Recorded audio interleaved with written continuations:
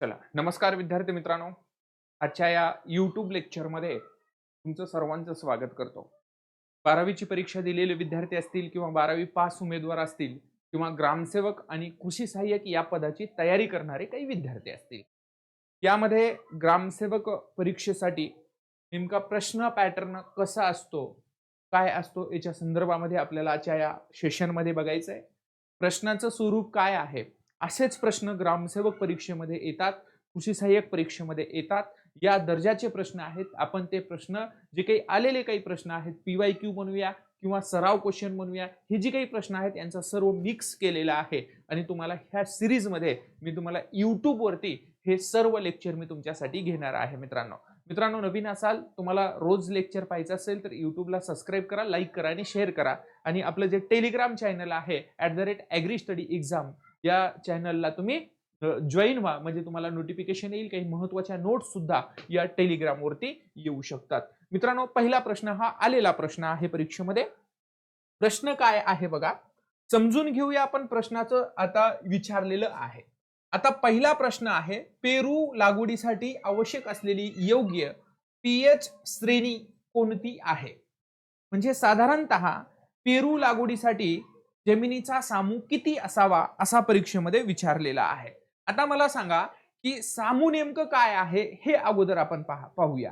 जमिनीचा सामू वेगळा असू शकतो, रक्ताचा सामू वेगळा असू शकतो किंवा वेगवेगळा खताचा सामू वेगळा आहे. प्रत्येक गोष्टीचा, पावसाच्या पाण्याचा सामू वेगळा आहे. आपण या ठिकाणी जमिनीचा सामू पाहतोय. आता यामध्ये तुम्हाला उत्तर देण्याच्या अगोदर आपण एक गोष्ट पाहूया. सामूची एक पट्टी असते, त्या पट्टीवर या ठिकाणी 0 आणि या ठिकाणी 14 असे अंक असतात. हा पण प्रश्न आलेला आहे. यामध्ये हा जो काही सेंटर असतो याला आपण 7 म्हणूया. जर जमिनीचा सामू 7 असेल तर त्याला आपण तटस्थ म्हणतो, त्याला आपण न्यूट्रल असं म्हणायला लागतो किंवा मराठीमध्ये त्यालाच उदासीन हा शब्द आहे. मित्रांनो बघा, हा जो काही प्रश्न आहे, जर जमिनीसाठी म्हणजे 7 जर असेल, न्यूट्रल आहे, 6.5 ते 7.5 हे सामू कुठल्याही पिकासाठी योग्य असतं, बरोबर आहे. पण जर सामू 6 या ठिकाणी या ठिकाणीच घेतो, जर सामू 6.5 पेक्षा जर कमी झाला तर ह्याला आपण आम्ल जमीन असं म्हणायला लागतो. काय म्हणायला लागतो? आम्ल असं म्हणायला लागतो. आणि या ठिकाणी 7.5 पेक्षा जर जास्त गेला, 6.5 पेक्षा कमी आहे आम्ल आहे, आणि 7.5 पेक्षा जास्त असेल तर त्याला विम्ल असं म्हणायला लागतो. आणि ह्या विम्ल जमिनीचे वेगवेगळे प्रकार पडतात. शारपड प्रकार असेल किंवा वेगवेगळे प्रकार आहेत. आता यामध्ये आपण जमिनीचा सामू, आता इथं सरळ विचारलंय की पेरूची लागवड करायची आहे, तर पेरूची लागवड करत असताना महाराष्ट्रामध्ये तर मोठ्या प्रमाणामध्ये पेरूची लागवड होते, बरोबर आहे का. यामध्ये महत्वाचे काही विटॅमिन्स असतात, म्हणून याला गरीबाचं सफरचंद सुद्धा उपाधी देतो आपण. बोरा बरोबर आपण पेरूला सुद्धा गरीबाचं सफरचंद असं म्हणायला लागतो. आता याच्यामध्ये इथं काय दिलेलं आहे, 4.5 ते 5.5 म्हणजे खूप आम्ल आहे. 4 ते 6 आम्लाचं आहे, 6.5 पेक्षा इथं कमी दिलेलं आहे, आणि 6.5 ते 8 आणि 8 पेक्षा जास्त असे ऑप्शन दिलेले आहेत. लक्षात आलं? म्हणजेच या ठिकाणी हे आम्ल असेल तर आपण या ठिकाणी काय वापरतो, इथं चुना वापरतो. आम्ल जमीन सुधारण्यासाठी जमिनीमध्ये काय टाकतात, तर चुना. आलेला क्वेश्चन आहे. आणि विम्ल जमीन सुधारण्यासाठी या ठिकाणी जिप्सम टाकलं जातं. जमिनीमध्ये काय टाकलं जातं, जिप्सम टाकलं जातं. मग याच्यापैकी आपल्याला ह्याची श्रेणी कोणती आहे, तर यामध्ये 6.5 ते 8 एवढा जर सामू असेल तर ही जमिनीत योग्य येऊ शकतं. म्हणजे किंचित तुम्हाला सांगतो, विम्ल जमिनीमध्ये हे पीक चांगलं यायला लागतं. जर आम्ल जमिनीमध्ये पेरूची लागवड होऊ शकत नाही. जर पेरूची लागवड केली तर उत्पादनावरती विपरीत परिणाम होऊ शकतो, उत्पादनामध्ये घट होऊ शकतो आणि वेगवेगळ्या रोगांना हे पेरू बळी पडू शकतात. त्यामुळं सामू जमिनीचा किती पाहिजे, 6.5 ते 8च्या मध्ये जर सामू असेल तर पेरूची लागवड करणं संयुक्तिक आणि योग्य ठरतं. आता मी तुम्हाला ह्या पर्यायानुसार विश्लेषण करतो. ह्याची श्रेणी बघा. पेरूची झाडे किंचित अल्कली म्हणजे विम्ल तटस्थ जमिनीच्या परिस्थितीत उत्तम वाढतात. पेरू लागवडीसाठी 6.5 ते 8 पीएच श्रेणी सर्वात योग्य. ही मानली जाते, कारण यामध्ये जे काही मी मागे तुम्हाला सांगितलेलं आहे, नत्र, स्फुरद, पालाश, कॅल्शियम, मॅग्नेशियम सल्फेट, जस्त, मॉलिब्डेनम, क्लोरीन, झिंक आणि तांबे आणि एकूण वनस्पतीच्या वाढीसाठी 16 अन्नद्रव्यांची आवश्यकता असते. कुणाच्या मते? ॲरनॉन या शास्त्रज्ञाच्या मते. परंतु 1987च्या जवळपास ब्राऊन या शास्त्रज्ञाने 17वा हा निकेल अन्नद्रव्य शोधून काढलं, म्हणून वनस्पतीच्या वाढीसाठी एकूण 17 अन्नद्रव्याची आवश्यकता भासते. म्हणून या ठिकाणी तुम्हाला सांगू इच्छितो मित्रांनो की या ठिकाणी ह्या जे काही 17 पोषक द्रव्य आहेत, हे पोषक द्रव्य या स्थितीमध्ये पेरूसाठी उपलब्ध असतात. म्हणून ही श्रेणी, हा जो काही 6.5 ते 8 सामू आहे, ही योग्य मानली जाते. जमिनीची स्थिती बघा, जमीन पीएच विस्तृत श्रेणी तग धरू शकतो, परंतु चांगल्या वाढीसाठी आणि फळ उत्पादनासाठी 6.5 ते 8 ही श्रेणी आदर्श मानली जाते. म्हणजे साधारणतः मी तुम्हाला थोड्या वेळापूर्वी बोललो की पेरू तुम्ही आम्ल जमिनीमध्ये बी लागवड केला तर पेरू येणार आहे, परंतु उत्पादन पाहिजे तसं मिळणार नाही. म्हणून हे आपल्याला वाढीसाठी, फळ पोषणासाठी किंवा रंग असेल याच्यासाठी ही आदर्श आहे. पोषक तत्वांची उपलब्धता, आपल्याला पोषक तत्वांची उपलब्धता साधारणतः 6.5 ते 8 या सामूमध्ये चांगली असते. यामध्ये फॉस्फरस असेल, पोटॅशियम असेल किंवा कॅल्शियम यासारखी पोषक तत्वे पेरूला सहज उपलब्ध होतात.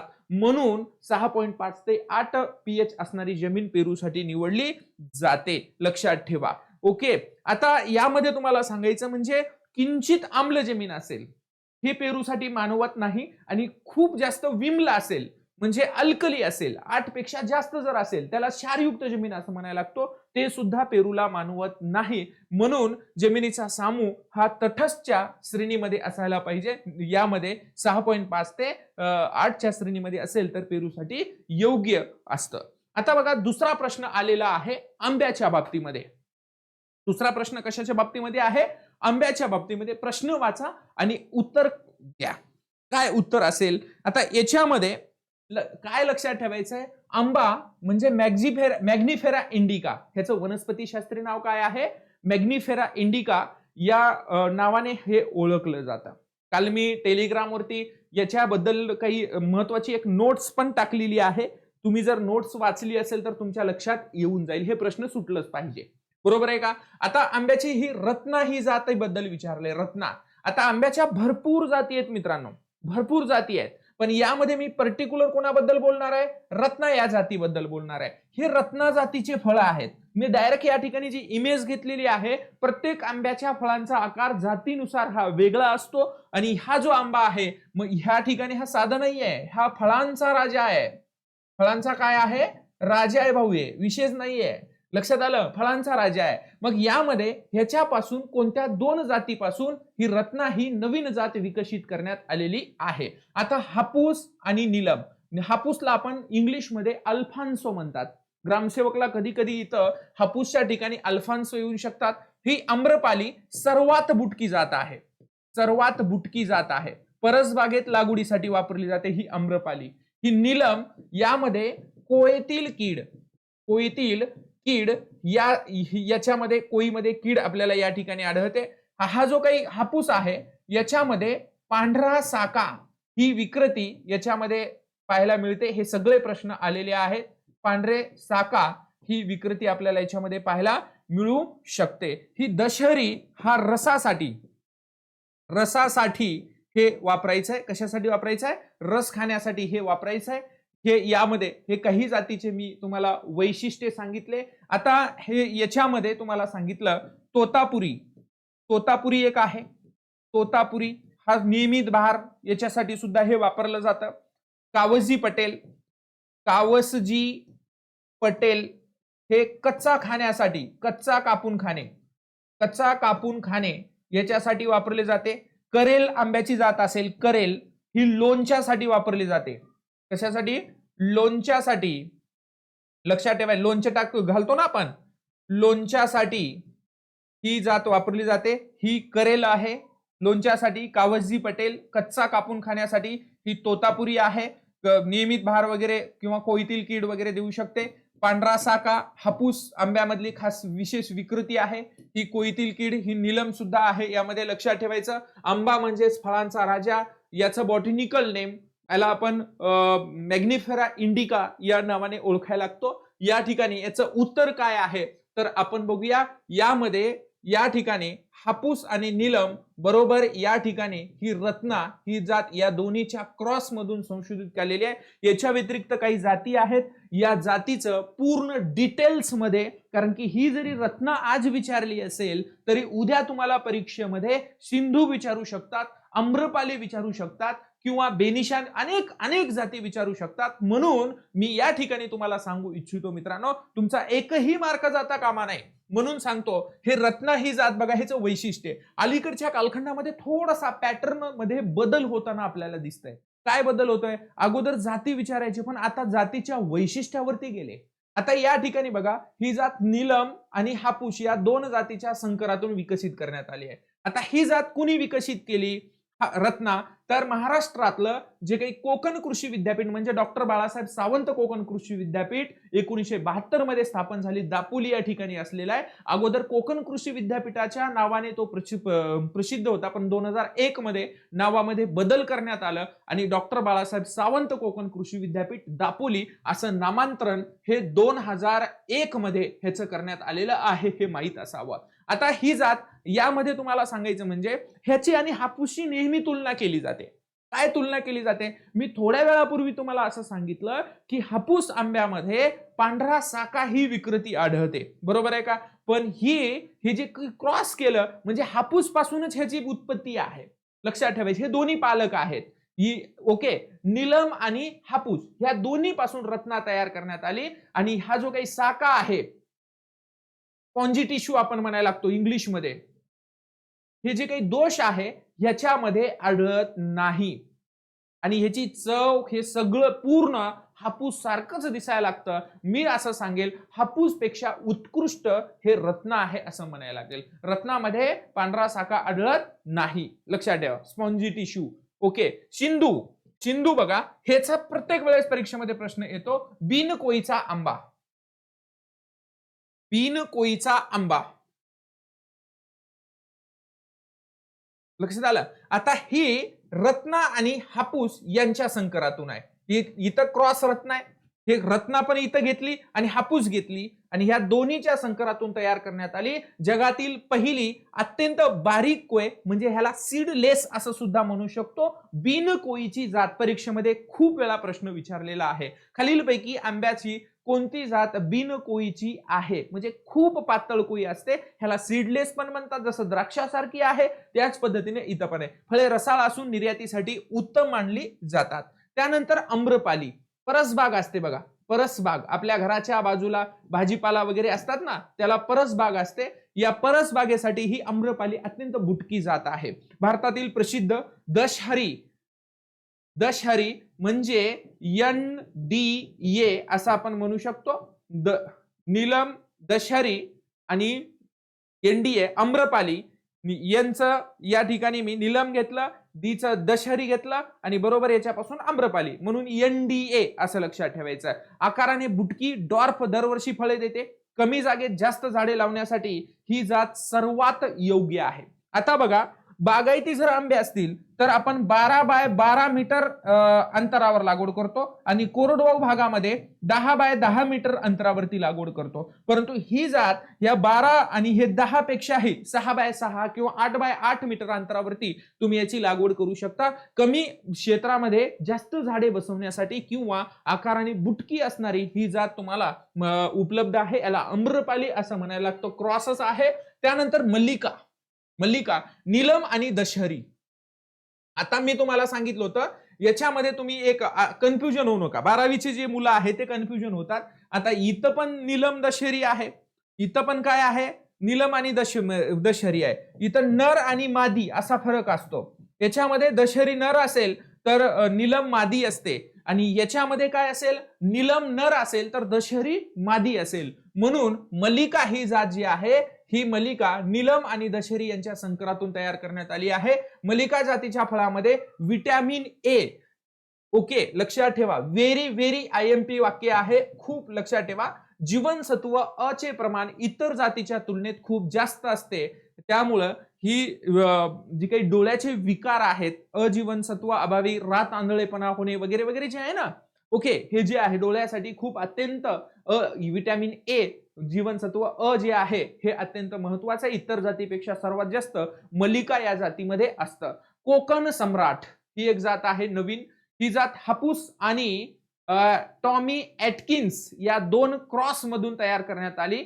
यामध्ये आकर्षक लाल रंगाची छटा असते. ही जात प्रामुख्याने निर्यातीसाठी प्रसिद्ध आहे. अर्का अरुण ही एक जात आहे. हापूस आणि बेनिशान लक्षात ठेवा. हापूस आणि बेनिशान यांच्या संकरातून ही बेंगलोर येथे विकसित करण्यात आलेली आहे. याची फळे आकाराने मोठी आणि गर आकर्षक रंगाचा असतो. ओके, कुठे आहे? बेंगलोर. अर्का अरुण बेंगलोर या ठिकाणी विकसित करण्यात आली. अर्का पुनीत हे जाती लक्षात ठेवा. अर्का पुनीत हापूस आणि जनार्दन पसंत लक्षात ठेवा. हापूस आणि जनार्दन पसंत यांच्या संकरातून जात तयार करण्यात आली. उत्तम चवीसाठी, दीर्घकाळ टिकण्याची क्षमता याच्यामध्ये आहे. म्हणजे सर्वात जास्त म्हणजे जी काही आपण निर्यातीसाठी आपण योग्य मानू शकतो, कारण की ही जास्त काळ टिकते म्हणून आपण निर्यातीसाठी योग्य आहे असं आपण हिला म्हणू शकतो. साई सुगंध बघा, ही व्हेरी आयएमपी हे ग्रामसेवकला खूपदा आलेली आहे मित्रांनो. तोतापुरी आणि आम्रपाली, तोतापुरी आणि आम्रपाली यांच्या दोन्हीच्या संकरातून तयार करण्यात आलेली आहे साई सुगंध. आणि शेवटची पुसा अरुणिमा, पुसा अरुणिमा आम्रपाली सेन्सेन्स या 2 जातीपासून ही पुसा अरुणिमा यांच्या संकरातून जात तयार करण्यात आली आहे. फळावर लाल रंगाचे आकर्षक छटा असतात. त्यामुळं हे लाल रंग असल्यामुळं जास्तीत जास्त विक्रीसाठी ही जास्त लोक घेण्यासाठी ही पसंत करतात, आकर्षित करतात हे असं म्हणू शकतो. एकदा परीक्षेमध्ये प्रश्न असं पडलं होतं, खालीलपैकी आंब्याची कोणती जात ग्राहकांना स्वतःच्या वैशिष्ट्यामुळे जास्त पसंत करते किंवा आकर्षित करते, असा प्रश्न आलेला होता.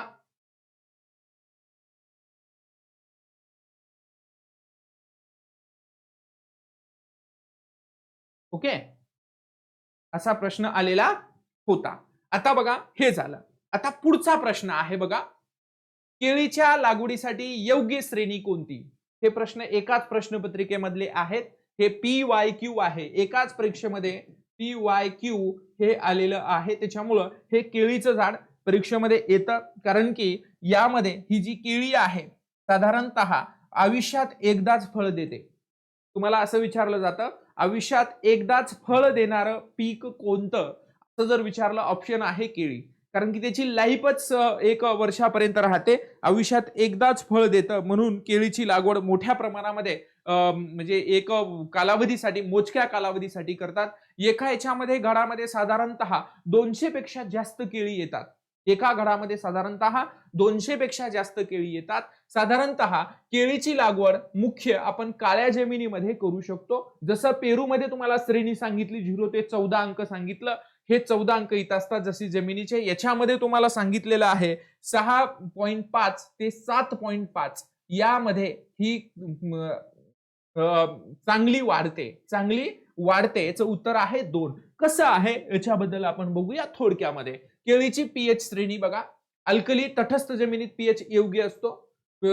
हे साधारणतः 6.5 ते 7.5 म्हणजेच तुम्हाला मी मगा सांगितलं होतं, ह्या न्यूट्रल झालं.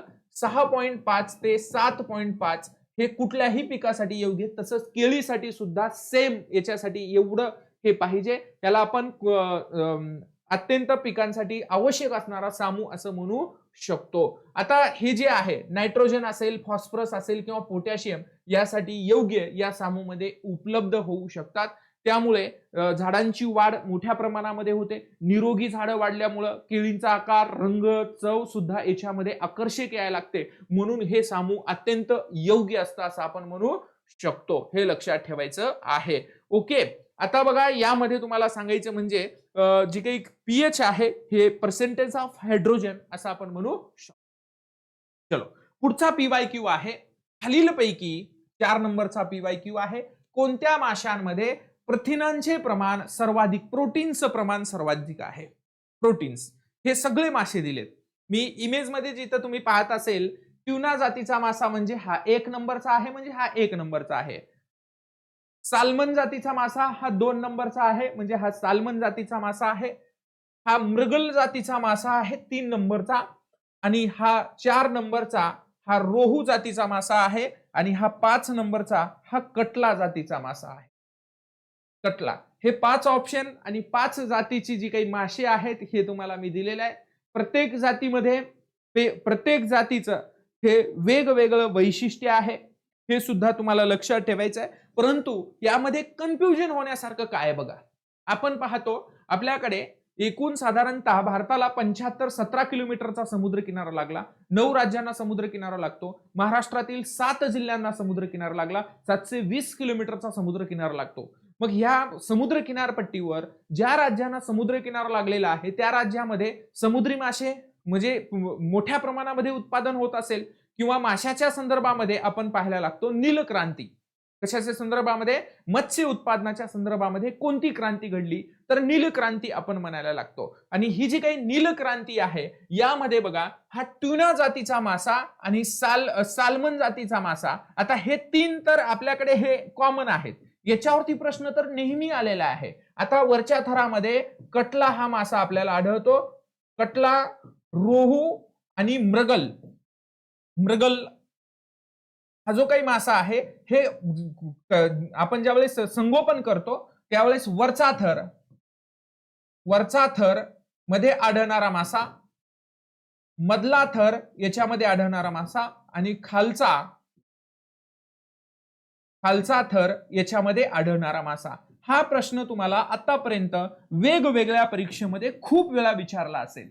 कारण कसा विचारलाय की यामध्ये कटला सर्वात वरच्या थरामध्ये कोणता मासा असतो, जमिनी आपण ज्यावेळेस पाण्यात यांचं संगोपन करतो, गोड्या पाण्यातील माशांचं ज्यावेळेस संगोपन करतो त्यावेळेस वरच्या थरामध्ये आपण स्टेप बाय स्टेप हे 3ही मासे गोड्या पाण्यामध्ये आपण एकाच वेळी यांचं संगोपन करू शकतो.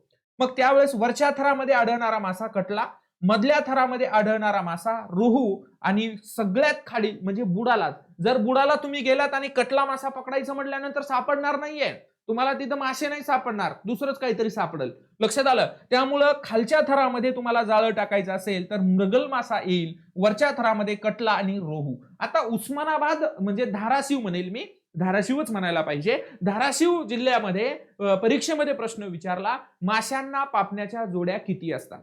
ग्रामसेवकला प्रश्न विचारला होता, माशांना पापण्याच्या जोड्या किती असतात? लक्षात ठेवा.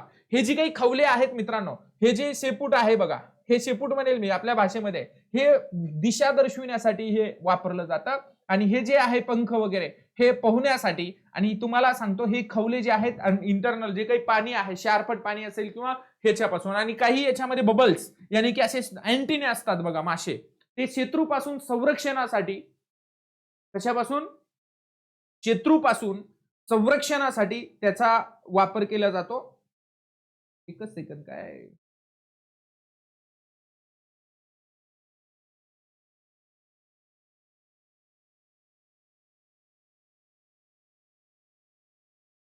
कशासाठी? शत्रूपासून संरक्षणासाठी त्याचा वापर केला जातो. लक्षात आलं? मग ह्याचा आता याच्यामध्ये तुम्हाला सांगतो, पहिल्या प्रश्नाचं उत्तर माझ्याकडून राहिलं तुम्हाला सांगायचं.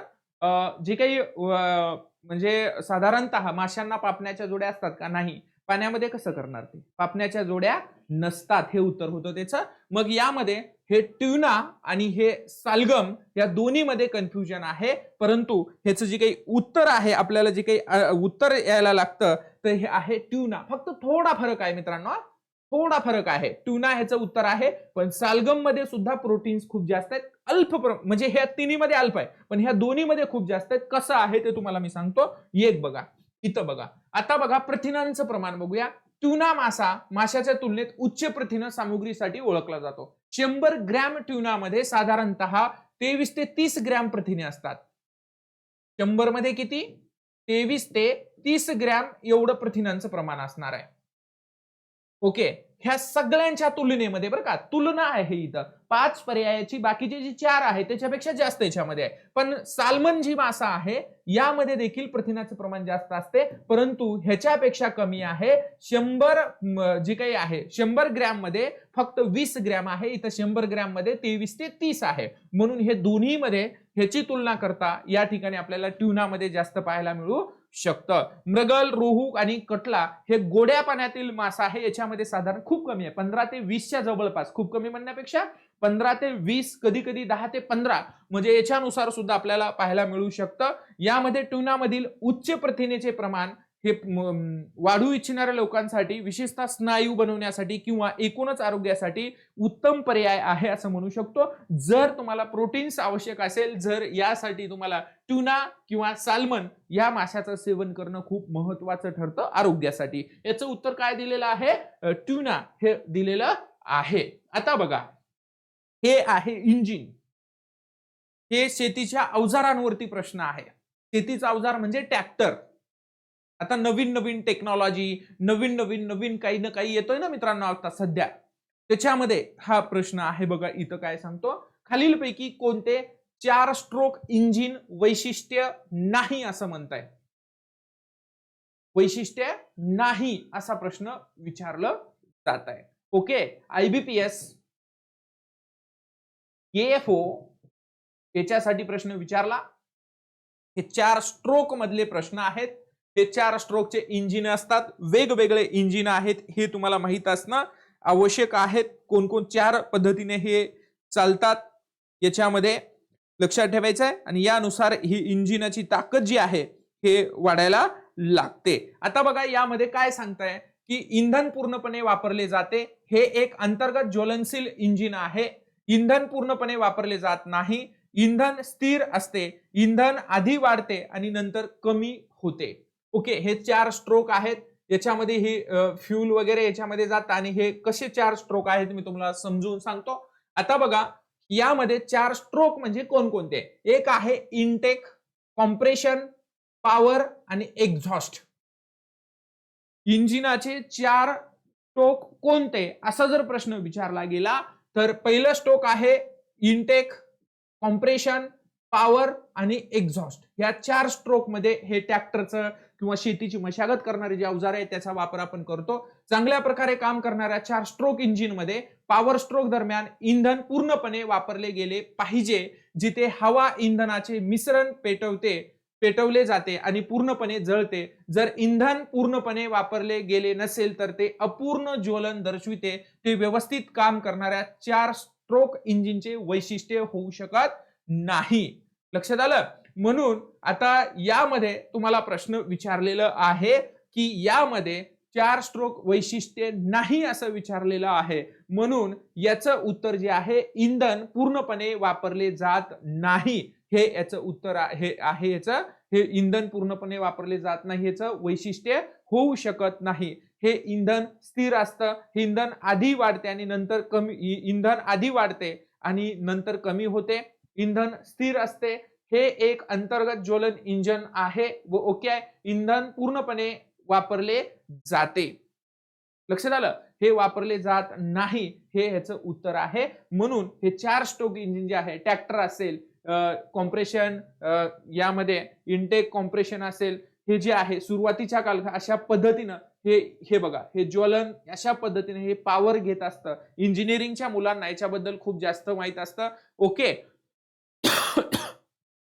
बघा अशा पद्धतीनं हे 4 स्ट्रोक इंजिन शेतीच्या याच्यासाठी आपण वापरू शकतो. अशा पद्धतीनं ग्रामसेवक परीक्षेसाठी असे प्रश्न येतात. मी डेली एक लेक्चर आपल्या YouTube वरती घेणार आहे मित्रांनो. याच्यापैकी तुम्हाला हे PV अकॅडमी जे ऍप आहे त्याच्यामध्ये तुम्हाला नोट्स भेटतील ग्रामसेवकसाठी. आणि हे काही अडचण असेल तर तुम्ही डायरेक्टली हे याच्यावरती नंबर या कॉल करू शकता. ग्रामसेवकसाठी, कृषी सहाय्यकसाठी, पशुधन पर्यवेक्षकसाठी किंवा MPSC जिओग्राफीसाठी तुम्ही याच्यावरती मला म्हणजे तुमच्या ज्या समस्या आहेत ते मांडू शकता. हे ऍग्री स्टडी एक्झामला जॉईन करा, कारण की हे सगळ्यात महत्त्वाच्यावर नोट्स असेल, अपडेट असतील, सगळे तुम्हाला ह्या चॅनलवरती भेटेल तुम्हाला. आणि हे आपलं YouTube चॅनल सबस्क्राईब करा, लाईक करा, शेअर करा आणि कमेंट्स करा मित्रांनो. उद्या भेटूया या आपल्या पुढच्या सेशनमध्ये, पुढच्या लेक्चरमध्ये ग्रामसेवक PYQ आणि ग्रामसेवक सराव प्रश्नामध्ये. या ठिकाणी मी थांबतो. थँक्यू.